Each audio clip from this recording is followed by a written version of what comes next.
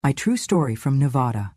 After my husband's funeral, my son demanded my house. I said nothing about the $7,300,000, 0 cents, until I moved into a penthouse he couldn't afford. The house smelled of lilies and old wood. Outside, the funeral crowd began thinning, their footsteps crunching down the gravel path of the garden. I remained inside, in the room where we had celebrated birthdays, anniversaries, Christmases, and once, a small miracle, Travis's recovery from pneumonia when he was 7. Now, he stood in that same room, taller, broader, crueler. You drained his life, spent 40 years taking from him, Travis snarled, his voice sharp, not from grief but greed. Now you think you're entitled to the house? This house, the one Dad built? I said nothing. My fingers ran along the carved edge of the dining table. My husband made this table himself. I remembered the way he cursed the sander, the way he grinned when he got the varnish right. Travis never saw that version of him. He was too busy chasing jobs in other cities, coming home only when it was convenient. Kelly's heels clicked sharply on the hardwood as she moved closer. He's probably turning in his grave, she spat. Knowing you're still here, still clinging to this outdated shrine of a house, this place reeks of the past. My hand tightened on the back of the chair. The photo of my husband still sat on the mantel, untouched. He had chosen that frame himself, the silver one with the twisted edge. I would not let them touch it. I've signed the transfer forms already, Travis said with a mocking nod. The house, the car, the joint accounts, everything. You should probably look into assisted living. I hear there's a place with bingo nights down by the freeway. Kelly laughed. Or buy a cemetery plot, prepaid discount. It was not the words that hurt, it was the rehearsed coldness. They had planned this. My husband's body wasn't even cold in the ground. I turned to them and smiled gently, like I had done when they were children throwing tantrums over candy. That smile made Kelly's eye twitch. I said nothing, not because I was weak, but because there was nothing to say to people who had already closed their ears. I walked to the fireplace and picked up the photograph, slipping it into my handbag with care. His smile in that picture held stories only I remembered. I took one last look at the house and walked out the front door. Outside, the sun was too bright for a funeral day. The world moved on. So did I, but they had no idea what I carried with me. Not just the photo, but the envelope. The golden envelope, still in the inside pocket of my coat, sealed with wax, my name written in his trembling hand. 3 nights ago, while Travis snored upstairs and Kelly raided the wine cabinet, I had found it in the top drawer of his study, right where he told me to look. That drawer still smelled of cedar and ink and peppermint gum. He had left it there for me, not the lawyer, not the children, not even Mia, our youngest, who had been gone for years. Inside that envelope was more than just money. There was a key, silver, engraved, slightly worn. There was a trust document dated 2004, $7.3 million in a separate fund under my maiden name. Another document, ownership of a penthouse in Nevada, in my name. No contest, no loopholes. And there was the letter. My fingers shook when I opened it. Eleanor, if they come for you, let them. Let them believe they've won. Let them strip the walls bare and boast of their conquest. Then go. Use what I've left you, not because you need revenge, but because you deserve peace. You stood beside me when I was nothing. You held me up when the world broke me down. You never asked for more than my hand to hold.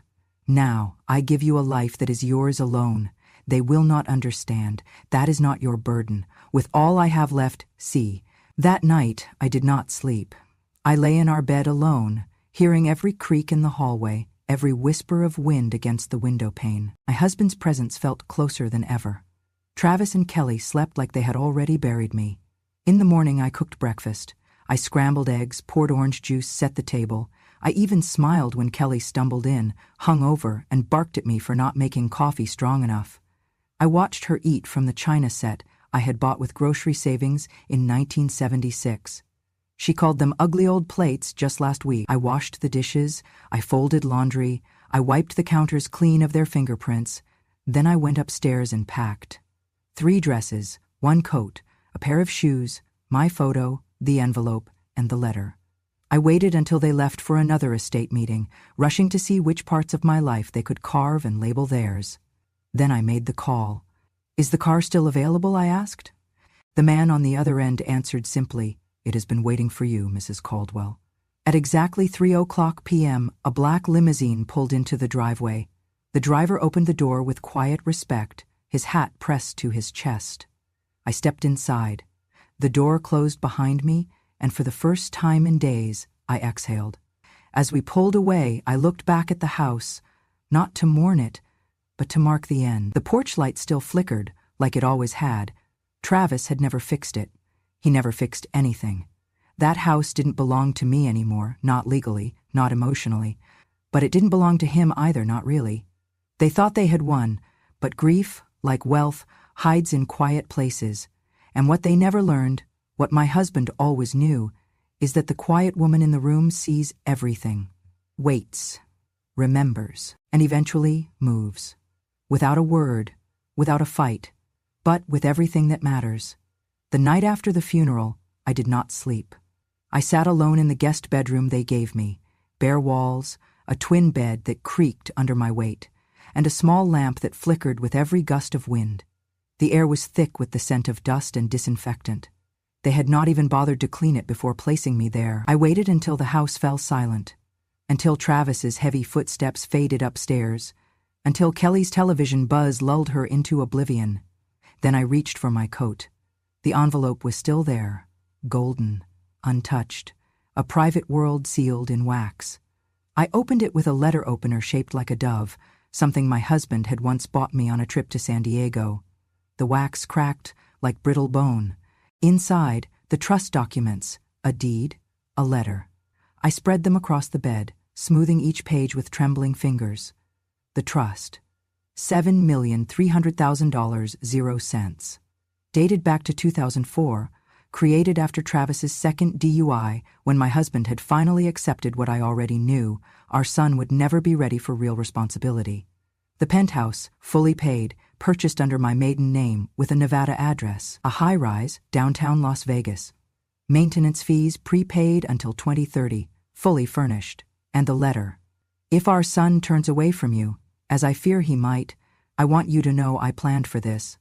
I could not stop the rot in his heart, but I could protect you from it. You were always more than the silence they mistook for surrender. You were the backbone, the breath, the reason. Go, choose the life that sees you, not one that erases you. And Eleanor, do not wait for their apology. Walk away, see." I sat there in that cold room, holding a letter soaked in love and regret, and something shifted inside me, not anger, not even revenge. Clarity.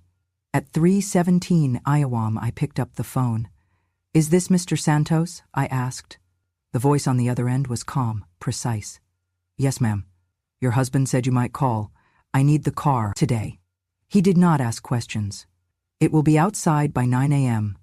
I did not sleep after that. I folded my clothes with care. I packed exactly what I needed: 2 dresses, a coat, a pair of gloves, the letter, and the photo of my husband. I tucked the trust and deed into the lining of my handbag. At sunrise, I made tea. I sat at the kitchen table, staring at the morning light creeping across the tiles. The house was quiet, but not peaceful. It never had been, not truly. Travis came downstairs, half awake. He grunted at me, no apology, no question. "Make sure you lock up when you go," he mumbled. "We're meeting the realtor this afternoon." Kelly followed him, curling her lip as she passed. "You're still here?" I smiled gently, not for long. They didn't hear me. They were already gone. At 8:59 a.m., the limousine pulled into the driveway. It was sleek, black, and understated, exactly how my husband would have arranged it. The driver stepped out, dressed in gray, his movements practiced but respectful. "Miss Caldwell," he said, opening the door. I didn't look back as I stepped outside. The wind was crisp. The garden my husband planted, his roses, his hydrangeas, still bloomed beneath the morning frost. I paused only once, beneath the arch he built for our 40th anniversary. My fingers touched the metal, cold, unyielding. Then I walked down the path, suitcase in hand. The door of the limousine closed behind me with a quiet finality. As we pulled away, I saw Travis in the upstairs window, jaw slack, Kelly behind him in her robe, mouth moving in protest. They had heard the engine. Too late. Too slow. The house grew smaller in the rearview mirror, and I felt no sadness, only relief, like I had been holding my breath for 40 years and could finally exhale. The driver glanced at me in the mirror. "May I take you straight to the property, or would you prefer to stop for coffee?" "Straight there," I said, "but drive slowly." He nodded. Las Vegas came into view around midday. The desert shimmered on either side of the road, the city rising like a mirage that refused to disappear. Neon and stone. Memory and reinvention. The penthouse was on the 33rd floor. When the elevator doors opened, I stepped into a world that had waited quietly for me. Marble floors, tall windows, a view that stretched to the mountains. The furniture was soft, modern, untouched. The kitchen gleamed. The air smelled like possibility. On the glass dining table was a bouquet of dried lavender, my favorite. A note sat beside it. For the woman who remembered everything, even when no one else did. I pressed a hand to my chest. For the first time in days, I let myself cry. Not for what I had lost, but for what I had kept. That afternoon, I walked barefoot across the balcony, my hair catching in the wind. Below, Las Vegas pulsed with life. Casinos, chapels, secrets and second chances. Inside, I called the bank, I called the lawyer, I called Mia, my youngest. She didn't answer, but I left a message. "Honey," I said, my voice steady, "I'm somewhere new, somewhere right. I hope you'll visit. I'd like to see your face again." Then I sat down at the piano my husband had installed just for me, though I hadn't touched keys in years. I played one note, then another. The music came back slowly, like memory, like forgiveness. By sunset, I was no longer the woman they tried to bury beside my husband. I was someone else, someone he believed in, someone who had finally remembered herself. The next morning, while the coffee still steamed in their mugs and the hangover from their own arrogance lingered, Travis and Kelly sat lazily in their kitchen, flipping through television channels. The house was quieter without me. They had already begun moving furniture, opening drawers that had been mine, boxing books they never read and heirlooms they never understood. Kelly was chewing toast when the news anchor's voice caught her attention. Breaking local development news. Nevada's most luxurious residential penthouse has just changed hands. The 33rd floor of the prestigious Asterion Tower, previously unclaimed in public records, now belongs to a surprising figure. Travis glanced up. The screen cut to footage of the building, sleek, shining, rising like a crown above the Las Vegas skyline. The anchor continued. "Our sources confirm the new owner is Eleanor Caldwell, widow of the late Charles Caldwell, founder of Caldwell Electrical Solutions." The trust fund behind the purchase, we're told, was active for nearly 2 decades, quietly growing under her name. The camera panned to a shot of me standing in the penthouse window, silhouetted by the desert sun. My hair was pinned back. I wore a navy silk blouse and a pearl necklace my husband gave me when Mia was born. I wasn't smiling. I was just present, fully present, not a shadow, not a burden, but a woman standing in her own space. Kelly choked on her toast. That can't be real. Travis dropped the remote, the batteries spilling across the floor like marbles. No, he stammered. "That's some mistake, that's photoshopped or something." But it wasn't. I was there. And I had never looked more like myself. They rewound the segment, watched it again, then again. The news anchor's voice now cut like salt. From a house quietly taken from her, to a view no one saw coming. Eleanor Caldwell's story is a reminder. Sometimes the softest voices hold the sharpest turns. Travis slammed his palm against the counter. "She made us look like thieves on national TV." Kelly's face darkened. "She made herself look like royalty." They wasted no time. Travis changed clothes like a man dressing for war. Kelly curled her hair. They drove in silence, their fury heavy enough to fog the windows. When they arrived at the Asterion Tower, the valet didn't acknowledge them. The concierge barely looked up. They stormed toward the private elevator, but 2 uniformed security guards stepped forward. "Sorry," one said, firm and polite. "This floor requires verified clearance." "I'm her son," Travis shouted. "I have every right to go up there." The guard didn't blink. Your name is not on the residence access list. Kelly's tone turned syrupy. Can you just tell her that her children are here? She'll want to see us. The guard glanced at his tablet, then looked back up. No, ma'am. She specifically noted that visits from immediate relatives without invitation are to be declined. Travis lunged forward. This is insane. That's our mother. That's my mother. You think some contract can stand between a son and his own damn mother? He pointed at my mother. You think some contract can stand between a son and his own damn mother? At that moment, the elevator behind the guards opened. I stood inside. I wore black trousers, a lavender scarf, and a look they had never seen before. Calm, cold, not cruel, but unmistakably clear. Kelly gasped. Travis froze. I didn't step forward. I didn't invite them in. I simply met their eyes through the glass. Travis's voice cracked. You really doing this? Kelly hissed. You embarrassed us. You lied to us. I tilted my head slightly. I didn't lie. You didn't ask. Travis took a step forward. We're family. I smiled, but it wasn't warm. Family doesn't scream at a widow during a funeral. The elevator door began to close. I watched their faces harden, then fracture, like porcelain left too long in the cold. Just before the doors shut completely, I spoke, softly. You say I've been silent all these years, but silence isn't absence. It's the space where truth grows. And then they were gone. Back in the penthouse, I sat down by the window. The city glimmered beneath me. A security notification blinked on the tablet by my chair. Attempted unauthorized access denied. I pressed acknowledge. There was no satisfaction in hurting them, but there was peace in finally being untouchable. The next morning the doorbell rang, not the main lobby, this one was private, on the 33rd floor, a direct ring to the penthouse entrance. Few people knew it existed, fewer had the access code. I checked the screen. Travis. Alone.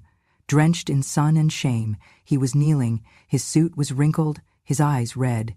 For the first time since my husband's death, his voice wasn't sharp, it was shattered. Mama, he said through the intercom, please.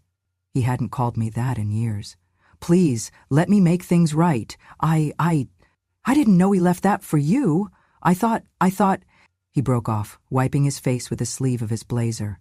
I didn't open the door, not out of cruelty, but because forgiveness isn't a door you open on command. He stayed there for an hour, then 2. Eventually he rose to his feet, defeated, and walked away without a word. I thought maybe that would be the end, but it wasn't. The next day, Kelly showed up, not with sorrow, not with apologies, with steel in her heels and poison in her smile. She didn't bother with the doorbell. She called my cell directly. How she got the number, I didn't know. You think you've won, don't you? She said, her voice flat and cold. Do you think you can embarrass us on national television and sit up there in your little glass castle like some queen? I didn't respond. She continued. I don't care what he left you. I don't care what papers you have. People like you don't get to enjoy things like this for long. Then she hung up, a warning, or a promise. That night I found an envelope slipped under my door, unmarked, no return address. Inside was a printed contract, 1 page, short, direct. It stated, in legal but unmistakably menacing terms, that I was to forfeit public mention of any financial details connected to the Caldwell estate. I was to make no media appearances, no interviews, no future claims. In exchange, a payment would be made, small enough to insult, large enough to suggest power. And at the bottom a line, signed in good faith by Mike Garcia. I stared at the name. It meant nothing to me. Yet, the next morning the doorman called me. There's a man in the lobby, he said. Refuses to give a last name. Says he has an appointment. Describe him. Mid-40, leather jacket, scar under one eye. I told them not to let him up. He came anyway. 3 hours later, my security system glitched for the first time since I moved in. Not a full breach, just a pulse, a test. I knew what it was. He was inside the building. I locked every door, closed the blinds, called the lawyer, then the police. By the time they arrived, he was gone, but he left something behind. A lighter, silver, scratched with the initials MM, placed carefully on the grand piano beside my husband's photo. That night, I didn't sleep. Not from fear, from fury. They were no longer trying to take what was mine. They were trying to silence what I remembered. At 4 a.m., I wrote a letter, addressed to my husband. I placed it beside his photo. They begged. Then they threatened. But I won't flinch. I didn't survive widowhood, childbearing, betrayal, and burying every friend I ever loved, just to be bullied into silence by a woman with manicured malice and a man with a scar he earned hurting others. I will not leave this place. I will not vanish. And when they come again, I'll be ready. I folded the letter. I took the lighter, and I waited. The break-in was silent. No shattered glass, no blaring alarms, just the hum of systems temporarily paused, the soft click of a lock overridden, and the shadow moving through my home. He moved like a man who had done this before, quick, deliberate, confident. He passed the kitchen without a glance, in the hallway without a sound. His boots made no noise on the marble floor. He reached the piano room. That was where I waited. I sat in the corner, in the armchair by the fireplace. The lights were off. Only the moonlight filtered in through the tall windows. He did not see me at first. He walked straight to the piano, perhaps drawn by the silver lighter he left, perhaps expecting some proof that I was still here. But then he froze. I saw it. His shoulders stiffened, his head tilted slightly, then sharply down. The photograph. He reached for it with a gloved hand, trembling. It was an old picture, my husband and I at a summer fair, holding a child between us. A boy with scraped knees and a bandage over his brow. A boy I barely knew then, but had insisted stay the night after we found him crying near the edge of the freeway. He had been hit by a car, barely 12, bruised and scared, with no name and no one to call. That boy, this man, he fell to his knees. "Oh, God," he whispered, clutching the frame. "No, no, no, no." I rose slowly, silently. "I remember you," I said, voice steady, arms at my sides. He turned. His face was different now, older, harder, carved by life and regret, but the eyes were the same, wide, wounded. "I didn't know," he said, voice cracking. I stepped closer. "You left this on my piano," I said, holding up the lighter. "And this," I held out the contract, "was supposed to silence me?" He shook his head. "They didn't tell me who you were. I swear." I studied him. "But you still took the job." He looked down. "I needed the money. Kelly said it was just a scare job. No violence, no weapons, just pressure." "And what are you doing now?" I asked. He looked up again, eyes wet. "Trying to undo it." He stood slowly, hands up, not in surrender, but in shame. "I was 12, he said. "You found me by the road. I was bleeding. You wrapped my head with your scarf and gave me orange juice from your glove box. You waited 3 hours with me in the ER because no one came." I remembered the scarf, lavender wool. "You told the nurse I was your nephew," he said, voice cracking again. "So I wouldn't get dumped into a shelter." He stepped forward, holding out the photograph. "I never forgot your face." Silence stretched between us. Then I asked, "Why didn't you leave when you saw it was me?" He swallowed hard. "Because I'm tired of being the weapon in other people's hands." I nodded slowly. "What's your name now?" I asked. "Mike," he said. "Mike Garcia. Been going by that since I turned 18. "And what are you going to do now, Mike?" He looked me straight in the eyes. "I'm going to protect you." Then he reached into his jacket, pulled out a second envelope. "Here," he said, "everything they gave me. The contract, the cash deposit, and this," he handed me a small flash drive, an audio recording of the call. Kelly's voice, Travis in the background.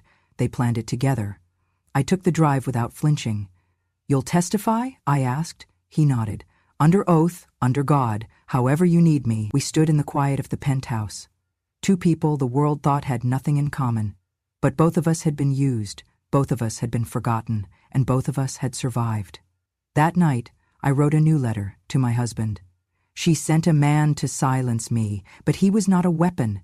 He was a boy we once saved, and now he has returned, not as a threat, but as a shield.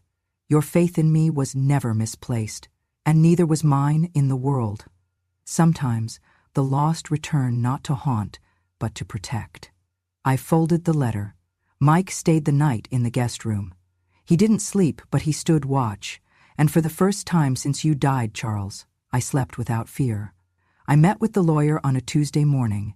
Her name was Diane Patel. Sharp mind, steady eyes, and a voice that never needed to rise above a whisper. She read every page of the contract Mike handed over, scrolled through the audio files twice, then sat back in her chair and folded her hands. "We have them," she said simply.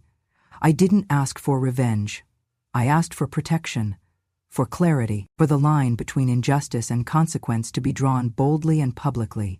Diane filed the lawsuit within 48 hours.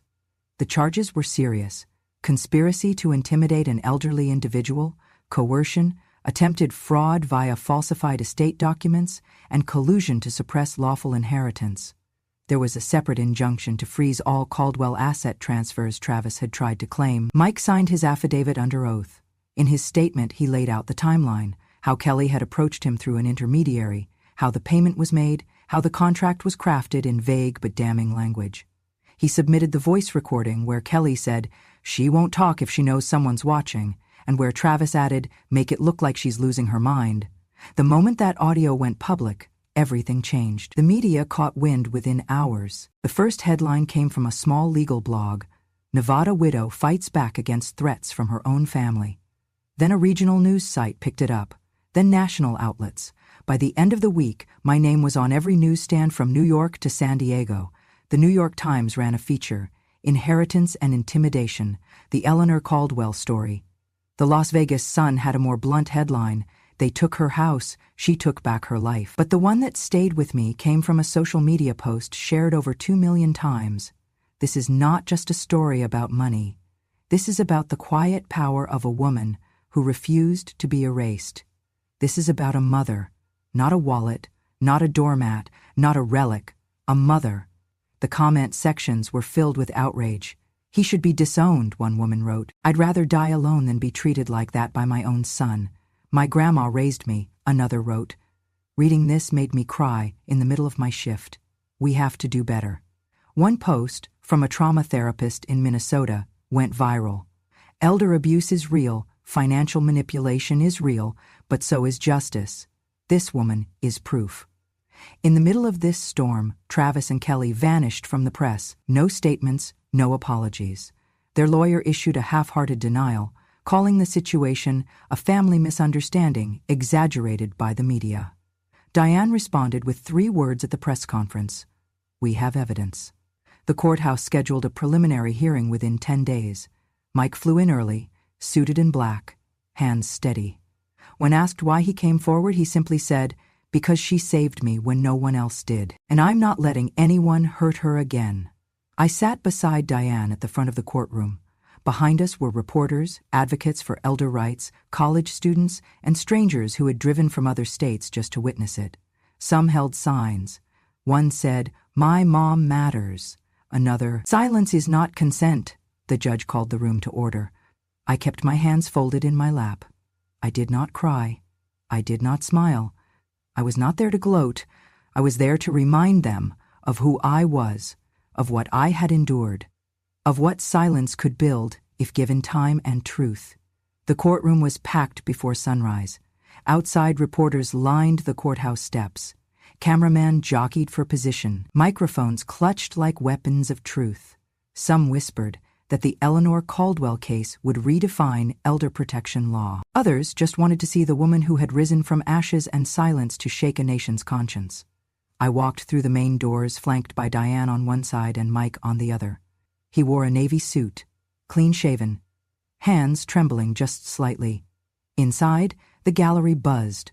Journalists, advocates, law students with notebooks, even 2 elderly women from Arizona who'd driven 8 hours just to be in the room when justice remembered what a mother looks like. Travis and Kelly sat across the aisle, rigid, pale, surrounded by a team of expensive-looking lawyers who couldn't quite meet my eyes.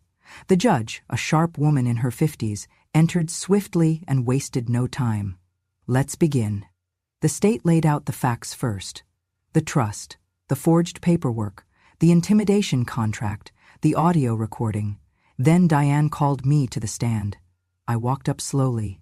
No cane, no hesitation.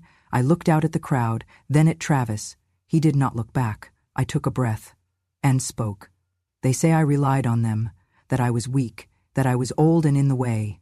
But I built the life they tried to steal. I held my husband's hand when we had nothing but dreams and bills. I cleaned houses, cooked meals, saved pennies in coffee cans, and when we finally had something, I gave it all to them. My voice didn't waver. But when he died, they saw me as leftover, like my love had expired with his breath. I turned slightly, meeting the judge's gaze. I didn't come here to punish my son. I came here because silence isn't always survival.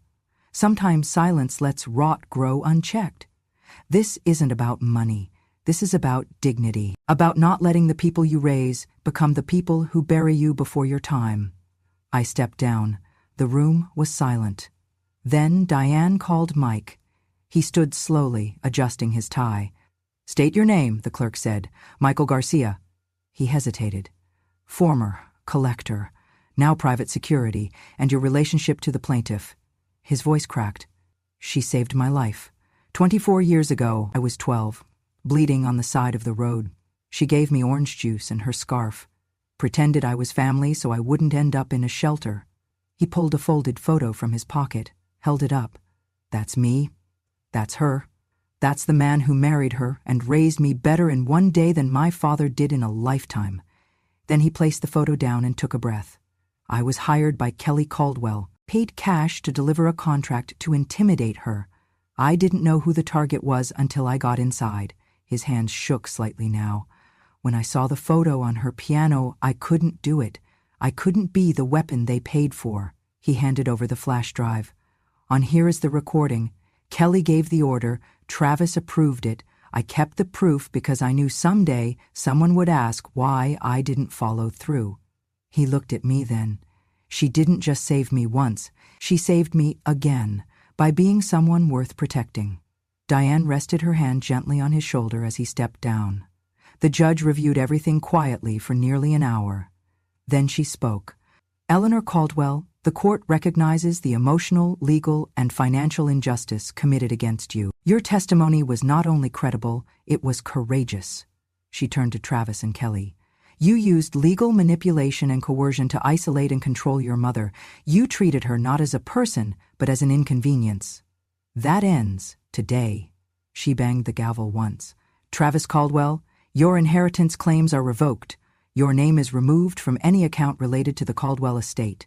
Kelly Caldwell, you are hereby issued a restraining order. You are not to contact Eleanor Caldwell in any form." Then the final blow. "You are both ordered to pay damages totaling $2,500,000, 0 cents, to the Legacy and Justice Foundation established by the plaintiff. And this court strongly recommends psychological evaluation before any further estate appeals are entertained." The courtroom erupted. Some gasped, some applauded. Travis buried his face in his hands. Kelly stood frozen, as if her bones had turned to glass. I sat still, not triumphant, just free. Outside, the reporters swarmed, but I said only this: I didn't win today. I remembered who I was, and the law finally did too. The weeks after the trial passed not in silence, but in transformation. The penthouse that once felt like a safe house became a headquarters. My living room filled with blueprints, laptops, legal pads, and stories, hundreds of them. Stories mailed, emailed, whispered through tears, from women, from men, from the elderly across the country who saw my face on television and recognized a version of their own. "You made us visible," one letter read. "They thought we were furniture, but you stood up." That was when I knew it was time. Legacy and Justice was born. In the spring, a nonprofit, a mission, a mirror. Mike became its first director of security. Ironic, perhaps, but fitting. He now wore tailored suits and carried a clipboard instead of a threat. He greeted guests at the front desk and escorted survivors to their first meetings with lawyers and counselors. No longer a shadow in someone else's story, he had a name, a role, a purpose. We offered free legal assistance to elderly victims of financial abuse, temporary housing, psychological support, and perhaps most importantly, we listened. Each case started the same way, with silence, and ended with a voice. On the day we held our first press conference, the news crews returned, not for scandal this time, but for service. They asked me what I hoped the foundation would achieve. I said recognition, for the ones left behind, for the ones who fed generations with calloused hands and were repaid with neglect. This is not a charity. This is a reclamation. That afternoon, a letter arrived. The handwriting was familiar, cursive, delicate. I opened it slowly, breath caught between hope and caution. Mia, my daughter, gone for 6 years, not in hatred, but in hurt. She had married young, moved east, followed a career, distanced herself when the family fractures began to widen. We hadn't spoken since her father's first stroke. The letter was short. Mom, I saw you on TV. I didn't know what you had lived through. I thought your silence meant surrender. Now I see it was strategy. If you'll have me, I'd like to come home. Love, Mia. She arrived 3 days later. No camera crews, no announcement. Just a knock on the door and a breathless moment. I opened it. She stood there with her suitcase, and before she could speak, I pulled her into my arms. We cried. Not just for time lost, but for truth found. "Amma," she whispered, "you taught me something I didn't understand until now. Silence can be a strategy, but only if it ends with justice." She stayed. She volunteered at the foundation. She listened to every case like it was our own. Mike met her on the 3rd day. By the 5th, he asked her to lunch. By the end of the month, they were inseparable. "I didn't see that coming," I told her one night as we folded towels together in the guest suite. "Me neither," she smiled. But maybe we were all waiting for the right time to heal. The foundation grew fast. Media outlets invited me to speak. I appeared on talk shows, podcasts, town halls. On one show, the host asked, "What do you want people to remember about you?" I didn't hesitate. That old doesn't mean obsolete. That age doesn't make you invisible. That just because we don't raise our voices doesn't mean we don't have something to say. The audience stood. But it was never about applause. It was about turning the final chapter into a beginning. And in the evenings, when the world finally quieted, I stood on my balcony, tea in hand, the desert skyline flickering beneath the stars. From here, the city seemed smaller. But my voice, our voice, finally reached beyond it.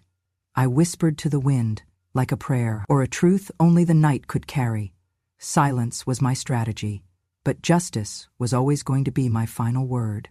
It was a quiet afternoon in Las Vegas.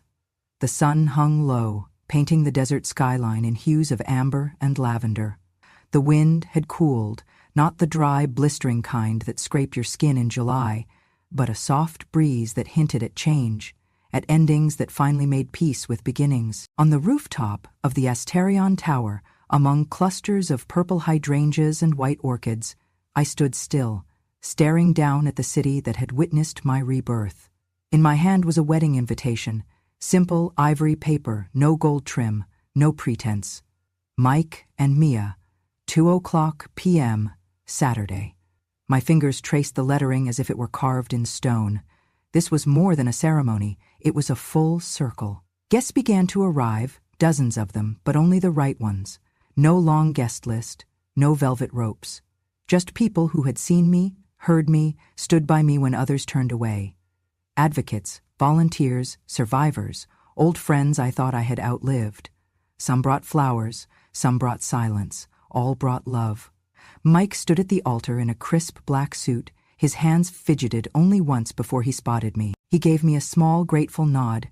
Mia appeared next, radiant in a dress that echoed the color of our lilacs back home. She walked not with nerves, but with knowing. She wasn't just walking toward a husband, she was walking back to herself, and in that moment, I stepped forward, before the vows, before the music. I took Mike's hand in mine, then reached for Mia's. I placed her hand atop his. A pause settled over the rooftop. The city fell silent, if only in my mind. "Don't repeat the mistakes your siblings made," I whispered. "Family is not a battlefield. It's not a contract. It's a memory you protect, not a trophy you fight for." Mike nodded, his eyes misted. "I know," he said. "I've lived outside family for too long to take it for granted now." Mia cried quietly. "Thank you, Mama," she whispered. "But bring more." They turned to the officiant, hand in hand. The ceremony was short, simple, sacred, but behind every vow was a deeper current. A man who had been lost, now found. A daughter who had misunderstood, now returned. And a mother, once discarded, now honored. The reception followed in the penthouse. No fireworks, no extravagance, just music, laughter, and the warmth of people who knew what second chances looked like. During the toast, Mike stood and raised his glass. "When I was 12, he began, voice shaking, "I bled on the side of the road. No name, no family, no future. She found me. She gave me orange juice and her scarf. She told the ER nurse I was hers. Today, I get to say it out loud. I am." He looked at Mia. "And today, I marry the daughter of the woman who saved me, not because fate demanded it, but because grace made space for it." Tears flowed freely, and not just mine.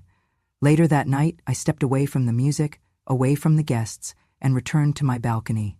Below, Las Vegas pulsed with neon and noise, but up here it was still, sacred. Mia joined me quietly, wrapping her arms around me from behind. "If Dad could see this," she whispered, "he'd be so proud." I smiled through tears that did not come from sorrow. I didn't live for recognition. I said softly, "I lived so no one else would ever feel abandoned the way I once did." She nodded. "And you've done that, Mama. More than you know." A week later, we launched something new. The Second Chances Foundation, not just for headlines, not just for healing, but for people like Mike, for women like me, for men who had fallen through the cracks and needed not a savior, but a door. We provided housing for elderly parents abandoned by their children. We partnered with halfway homes to give reformed ex-cons a real chance. We paid for therapy, legal aid, and dignity. Mike and Mia took on executive roles. I remained on the board.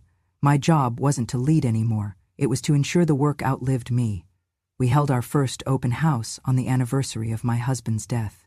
I wore his favorite scarf, lavender wool, and I read aloud from a note he once wrote, "If they turn on you, walk forward, not in rage, but in resolve, and build something they could never burn."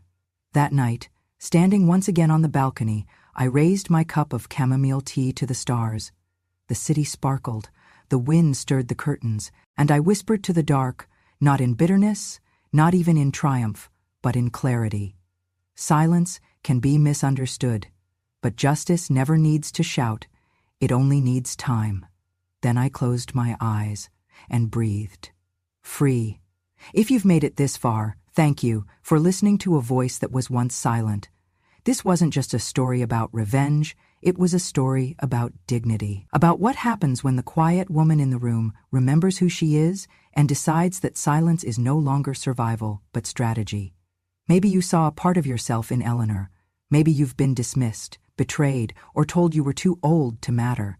But here, you matter. At Grama True Stories, we tell the stories others forget, of women who loved deeply, endured quietly, and finally stood up not to scream, but to be heard. Because revenge has no expiration date, and wisdom doesn't shout, it remembers. If this story moved you, if it made you feel seen, please subscribe to Grandma True Stories. Hit the bell so you never miss a story where silence becomes strength and the forgotten finally speak. And if you have your own story or your grandmother's story, we're listening, always. Until next time, remember, some women are not meant to disappear. They're meant to be remembered forever.